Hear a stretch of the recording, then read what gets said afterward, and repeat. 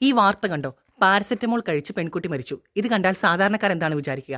Paracetamol ഒരു മാരക വിഷമാണെന്നാണ്. എന്നാൽ ഇതിന്റെ പിന്നിലെ മെഡിക്കൽ വസ്തുത എന്താണ്? ടോക്സിക്കോളജിയുടെ അടിസ്ഥാന തത്വം തന്നെ ഡോസ് മേക്സ് ദ പോയിസൺ എന്നതാണ്. പാരസെറ്റമോൾ സാധാരണ ഡോസിൽ, അതായത് തെറാപ്യൂട്ടിക് ഡോസിൽ ഏറ്റവും സുരക്ഷിതമായ മരുന്നുകളിൽ ഒന്നാണ്. എന്നാൽ ഇത് അമിതമായാൽ, ഉള്ളിച്ചെന്നാൽ അത് അക്യൂട്ട് ലിവർ ഫെയിലിന് കാരണമാകും. മാധ്യമങ്ങൾ അമിത അളവ് അഥവാ ഓവർഡോസ് എന്ന വാക്കുകൾ ഒഴിവാക്കുമ്പോൾ ഒരു ജീവൻ രക്ഷാ മരുന്ന് പൊതുജന മധ്യത്തിൽ വില്ലനാക്കപ്പെടുകയാണ് ചെയ്യുന്നത്. ഇത് മരുന്നിന്റെ കുറ്റമല്ല, മറിച്ച് അത് ഉപയോഗിച്ച അളവിന്റെ പ്രശ്നമാണ്. മാധ്യമങ്ങൾ നൽകുന്നത് പാരസെറ്റമോൾ കഴിച്ച് മരണം അല്ലെങ്കിൽ മരുന്ന് കഴിച്ച് പാർശ്വഫലം എന്നതാണ്.